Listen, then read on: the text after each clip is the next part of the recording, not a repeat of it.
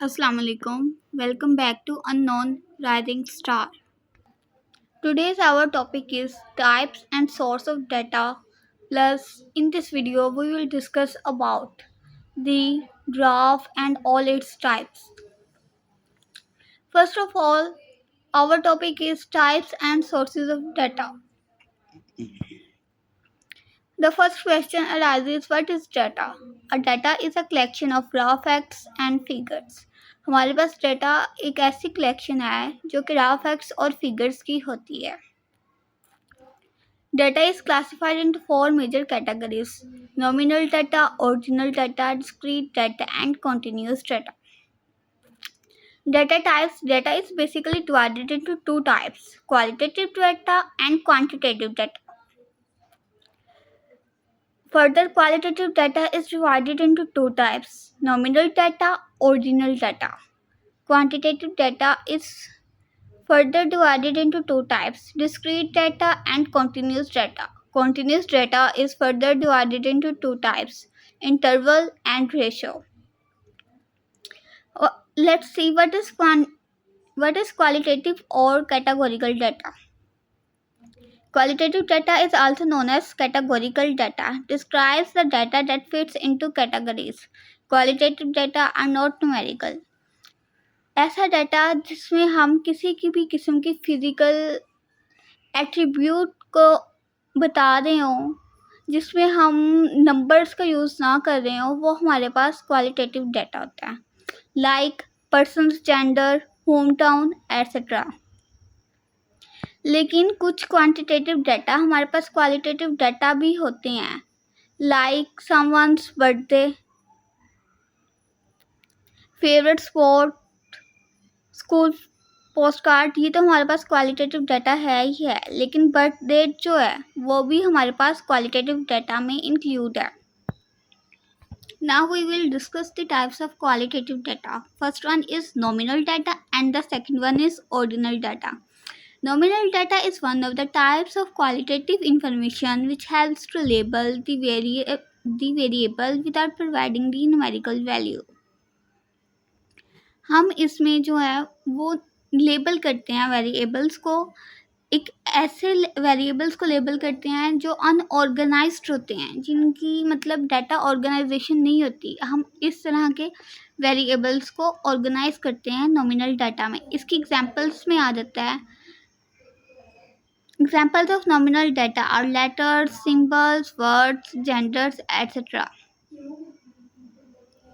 Nominal data cannot be measured and ordered. Nominal data is also called the nominal scale. आगे जाके हम scales, measurement scales का topic भी इस video में कवर करेंगे. नॉमिनल डाटा को हम नॉमिनल स्केल भी कहते हैं, वो मैं आपको आगे जाके बताऊंगी कि वो हम क्यों कहते हैं. Ordinal data. Ordinal data या variable is a type of data that follows a natural order. The significant feature of the nominal data is the difference between the data values is not determined. Ordinal data में ये होता है कि natural order होता है, मतलब ये कि डाटा organized होता है, और जो डाटा की वैल्यूज़ होती हैं उनका जो डिफरेंस होता है वो हम डिटरमाइन नहीं कर सकते. ये डाटा हम जो है वो सर्वेज, फाइनेंस, इकोनॉमिक्स और क्वेश्चनरीज से इकट्ठा करते हैं, और हम ओरिजिनल डाटा को बार चार्ट के थ्रू रिप्रेजेंट कर सकते हैं. Next moves to the quantitative और numerical data. Quantitative data is also known as numerical data, which represents the numerical values. हम quantitative data को numerical data भी कहते हैं क्योंकि हम इसमें numerical values को describe करते हैं. लेकिन आपको डिफरेंस ध्यान से याद रखना चाहिए कि जो qualitative data है उसमें हम सिर्फ और सिर्फ physical attributes को डिस्कस करते हैं, और quantitative data, the word quantitative represents that we measure quantity, numerical values in this type of data. Like examples of numerical data are height, length, size, weight, and so on. Numerical data gives information about the quantities of specific things. हम इसमें specific things की quantities को जो है उनके साथ deal करते हैं, लाइक हाइट हो गई, लेंथ हो गई। अब हाइट थोड़ी ना किसी की चेंज होगी, वो स्पेसिफिक थिंग है। Length, size, weight and so on, इसी तरह। अब क्वांटिटेटिव डाटा की हमारे पास दो टाइप्स हैं, एक डिस्क्रीट डाटा और एक continuous data. Discrete data can take only discrete values. Discrete data में हम डिस्क्रीट वैल्यूज के साथ डील करते हैं। Discrete information contains only a finite number of possible values. Those values cannot be subdivided. Meaningfully, here things can be counted in whole numbers. Discrete data या discrete values वो values होती हैं जिन्हें हम divide नहीं कर सकते, ये meaningfully counted होती हैं, like number of students in the class, we cannot divide the number of students in the class. Whole हम इन्हें calculate करते हैं. Continuous data is a data that can be calculated. It has an infinite number of probable values that can be selected within a given specific range. Discrete data और continuous data में जो फ़र्क है वो ये है कि डिस्क्रीट डाटा में हमारे पास finite number of possible values थी, लेकिन कॉन्टीन्यूस डाटा में हमारे पास infinite number of possible values हैं जो कि हम एक स्पेसिफिक रेंज में से सिलेक्ट करते हैं. इसके एग्जांपल्स में आ जाता है हमारे पास temperature. Now our next topic is sources of data. There are two sources of data that we have: primary source of data, secondary source of data. First, primary data definition. Primary data is the data that is collected for the first time through a person's experience or evidence. Particularly for research, it is also described as a raw data or first-hand information. Primary data हमारे पास वो data है जो कि हम first time collect करते हैं, जो कि हम ख़ास तौर पे रिसर्च वर्क के लिए कलेक्ट करते हैं, और इसे हम रा डाटा भी कहते हैं और फर्स्ट हैंड इंफॉर्मेशन भी कहते हैं. Second, secondary data definition. Secondary data is a second-hand data that is already collected and recorded by some researchers for their purpose and not for the current research problems. ये ऐसा data होता है जो कि पहले से ही मतलब किसी ना किसी रिसर्चर ने, किसी ऑर्गेनाइजेशन ने या किसी भी इंस्टीट्यूट ने कलेक्ट किया होता है, लेकिन इसका मकसद ये जो मतलब होता है एज अ स्पॉट हम कह सकते हैं कि जो for example if a person has to do research or something else or an experiment, he will find the data on that topic that is previously collected, and that data will be known as secondary data. It is accessible in the form of data collected from different sources such as government publications, censuses, internal records of the organization, books, journal articles, websites and reports, etc. जैसा कि मैंने पहले ही बता दिया है कि ये किसी भी इंस्टीट्यूट में, गवर्नमेंट के पास ही डाटा हो सकता है, किसी ऑर्गेनाइजेशन के पास डाटा हो सकता है. ये डाटा हमारे पास सेकेंडरी डाटा कहलाता है. सोर्सेज ऑफ डाटा, अब हम इनके ज़रा सोर्सेज पढ़ लेते हैं कि हमारे पास प्राइमरी डाटा के क्या सोर्स हैं, सेकेंडरी डाटा के क्या सोर्सेज हैं. Survey, person, telephone, mail. Observation, personal observation, mechanical observation, experimental, laboratory experiment and field experiment. First, हमारे पास जो प्राइमरी सोर्स ऑफ डाटा उसमें हम मतलब टेलीफोन, मेल, पर्सन, खुद ऑब्जर्वेशन कर सकते हैं. पर्सनल ऑब्जर्वेशन हो सकती है, मैकेनिकल ऑब्जर्वेशन हो सकती है, like through any type of machinery. हम जो है कोई एक्सपेरिमेंट परफॉर्म कर सकते हैं, फील्ड एक्सपेरिमेंट कर सकते हैं किसी भी किस्म की इंफॉर्मेशन को इकट्ठा करने के लिए. अगर वो for example it is related to microbiology, or microorganisms, we will do experiments in labs. If it is related to agriculture, we have to gather data about some agriculture research work. It will be a field experiment. Sources of secondary data: library, government, trade, professional and business, private business firms, advertising, media, university, research organizations. इनमें library से, government, business institutes से हो सकते हैं, firms जो हो सकती हैं, ऑर्गेनाइजेशंस हो सकती हैं। इनसे इनमें जो मतलब पहले से डाटा कलेक्टेड है हम उसको यूज़ कर सकते हैं। ये हमारे लिए सेकेंडरी सोर्स ऑफ डाटाज हैं। ये हमारा टॉपिक था types and sources of data के रिलेटेड। वन मोर थिंग मैं आपको बता दूं कि जो कलेक्टिंग प्राइमरी डाटा है ना वो क्वाइट एक्सपेंसिव है, टाइम के हिसाब से भी और मनी के हिसाब से भी, क्योंकि हमारे पास इस पर कोई पहले रिसर्च वर्क मौजूद नहीं है लाइक दिस कि हमने वो फर्स्ट टाइम डाटा उस टॉपिक के रिलेटेड गैदर करना है। और जो सेकेंडरी डाटा है वो हमारे पास, उसमें हमें लेस टाइम और मनी लगती है, क्योंकि वो पहले से ही मतलब हमारे पास लाइब्रेरी, गवर्नमेंट इंस्टीट्यूट्स में गैदर्ड होता है, हम वहाँ से वो डाटा आसानी से ले सकते हैं। So this was all about the topic types and sources of data. I hope you have understand this topic. Now we will move forward to our next topic. As I have told you earlier, we will discuss about measurement skills. Measurement skills. What is measurement skills? Skills of measurement is how variables are defined and categorised. हम इसमें देखते हैं कि हमारे पास जो variables मतलब data हमारे पास जो गिवन है उसको हम कैसे कैटेगराइज करते हैं, उसको कैसे डिफाइन करते हैं। और हमारे पास जो साइकोलॉजिस्ट स्टैनले स्टेवंस, उन्होंने 4 स्किल्स, मेजरमेंट स्किल्स डेवलप किए हैं जो कि हमारे पास डाटा को ऑर्गेनाइज करते हैं, कैटेगराइज करते हैं। अब इनके तरह नाम देख लेते हैं। Nominal scale of measurement, ordinal scale of measurement, ratio scale of measurement, and the third one is interval scale of measurement. Nominal scale of measurement में हम नॉमिनल डाटा को ऑर्गेनाइज और कैटेगराइज करते हैं। Ordinal scale of measurement is use to categorise and organise ordinal data.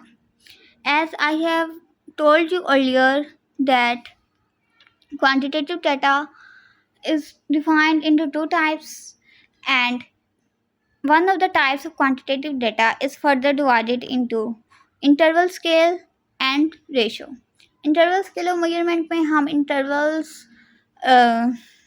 को equal intervals, non equal intervals को measurement करते हैं, and ratio scale of measurement में हम measurable मतलब हम interval scale में जो है वो हम रेशियो स्केल में जो है वो मेजरेबल इंटरवल्स को हम जो है वो मेजर करते हैं।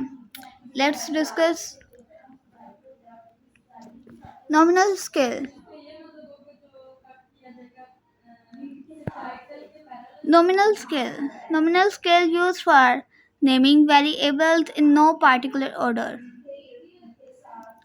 हम जो नॉमिनल स्केल है उसमें हमारे पास डाटा जो है वो अनऑर्गेनाइज्ड होता है। हम उस अनऑर्गेनाइज्ड डाटा को जो है वो लेबल करते हैं। Like eye colours can be random, it can be black, brown, grey, hazel, some any other colors. We will label these eye colors. Ordinal scale used for variables in ranked order. अब हम इसमें जो है ordinal scale में हम जो data को label करते हैं, लेकिन जो डाटा हमारे पास होता है वो ऑर्गेनाइज्ड डाटा होता है। ठीक है।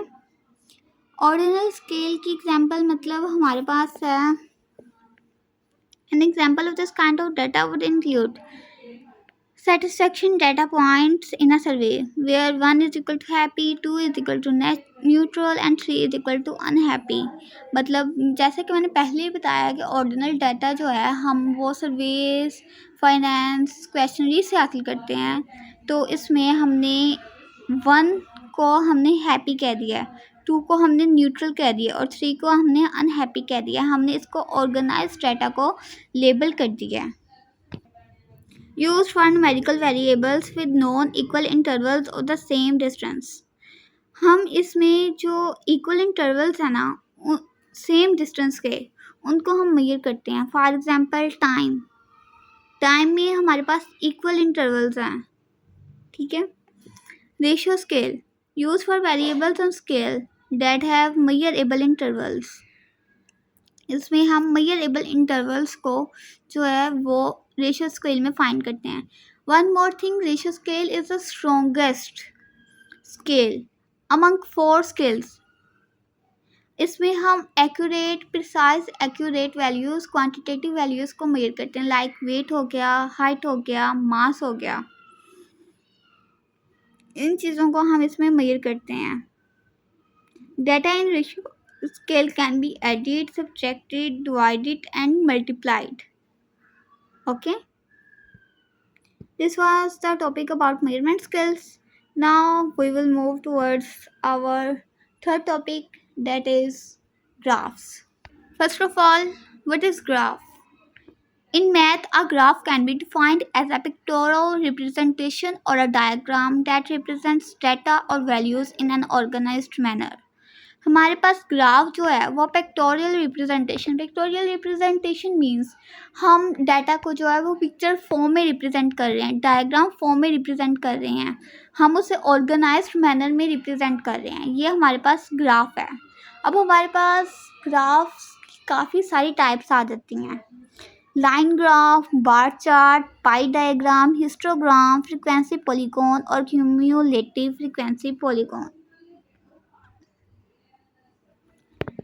Data is a form of raw scores is known as ungrouped data, and when it is organized into frequency distribution then it is referred to as grouped data. जब हमारे पास डाटा जो है वो जो है रा फॉर्म में है, हम उसे अनग्रुप्ड डाटा कहेंगे। जब डाटा हमारे पास फ्रीक्वेंसी डिस्ट्रीब्यूशन में है तो हम उसे ग्रुप डाटा कहते हैं। ग्रुप डाटा के लिए हमारे पास 3 किस्म के चार्ट्स आते हैं, line graph, bar chart and pi diagram. Let's discuss about line chart.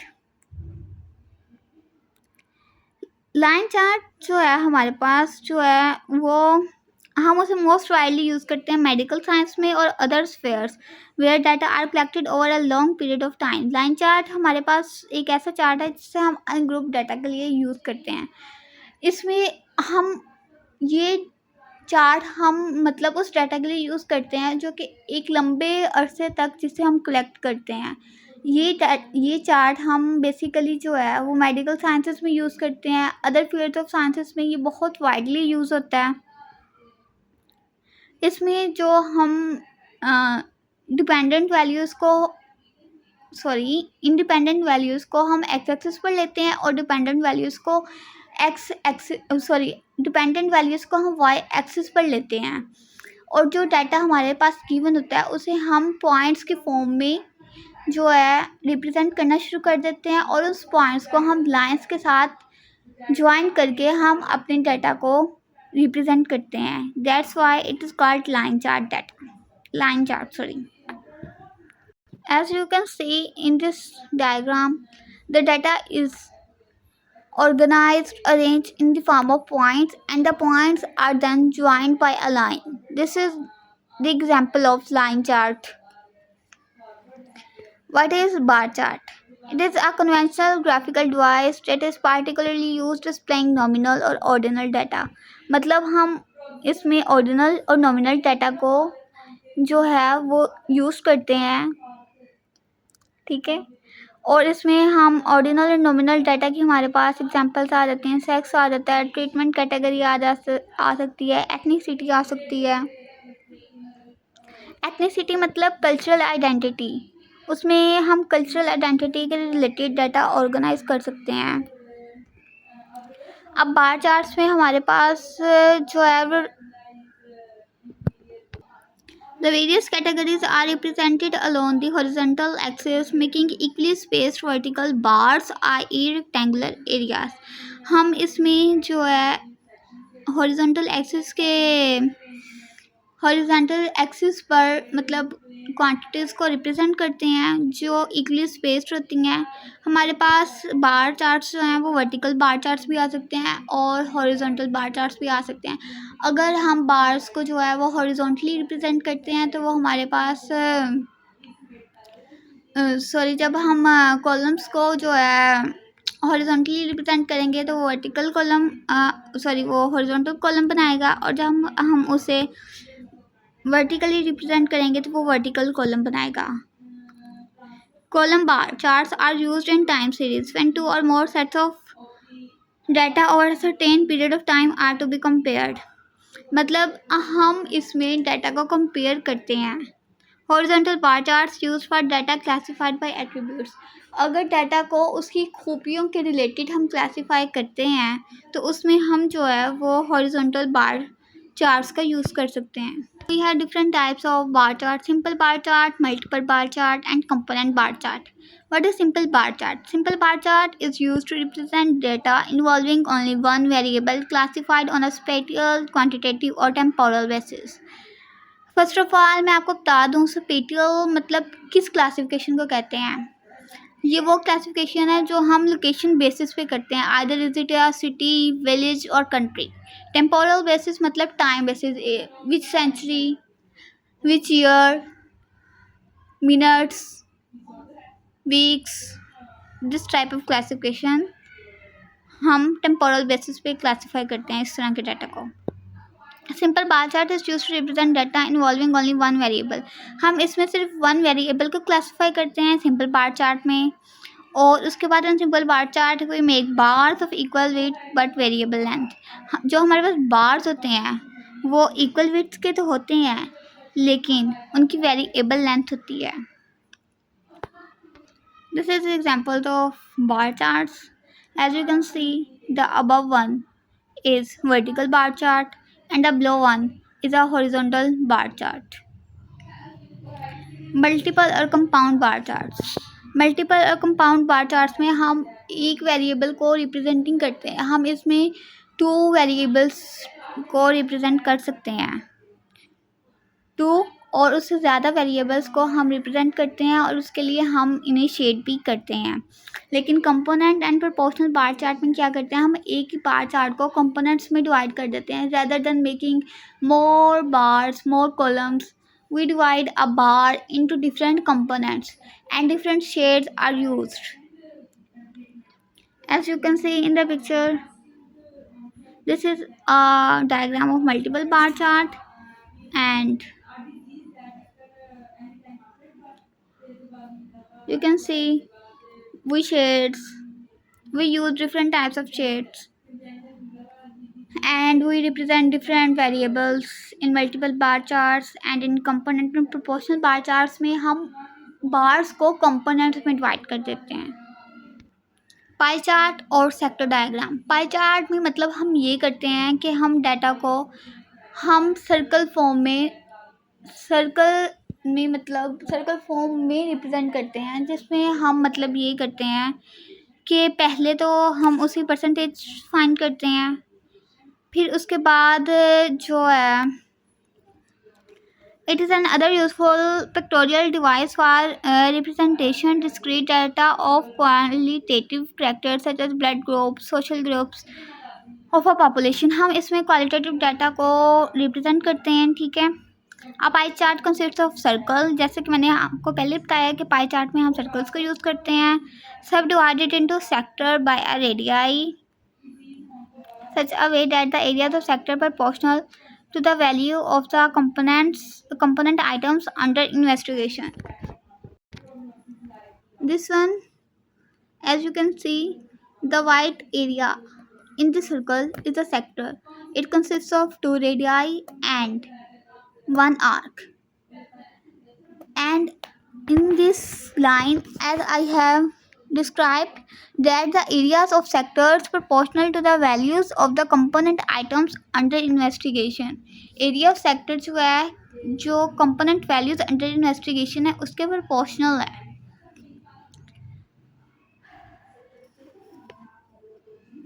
This is a diagram of a pie chart. Next moving towards our next histogram. Histogram जो है वो हम ऑर्गेनाइज्ड डाटा के लिए यूज़ करते हैं। पहले तीन जो थे जिसमें हमारे पास बार चार्ट आ जाता था, पाई चार्ट आ जाता था और लाइन चार्ट, वो हम अनग्रुप्ड डाटा को रिप्रेजेंट करने के लिए यूज़ करते हैं। लेकिन हिस्टोग्राम हो गया हमारे पास, और बाकी जो फर्दर टू टाइप्स हैं चार्ट्स की, वो हम ग्रुप डाटा को जो है वो रिप्रेजेंट करने के लिए यूज़ करते हैं। It is the most commonly use diagram to depict group frequencies distribution graphically. हम इसमें ग्रुप डाटा को जो है रिप्रेजेंट करते हैं और ये बेसिकली बहुत ज़्यादा मतलब कॉमनली यूज्ड डायग्राम है हिस्टोग्राम, ठीक है। A histogram consists of series of continuous vertical rectangles। हमारे पास हिस्टोग्राम जो है वो continuous vertical rectangles पर मुश्तमिल होता है।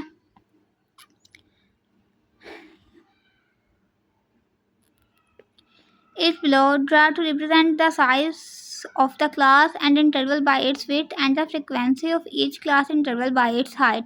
हम जो है हाइट से फ्रिक्वेंसी को मेजर कर सकते हैं कॉन्टीन्यूस वर्टिकल बार्स में, और जो कि हम जो है साइज से क्लास इंटरवल्स को जो है वो मेजर कर सकते हैं हिस्टोग्राम में। This is a histogram and this is used to represent a data that is organized and it is most commonly used for organized data.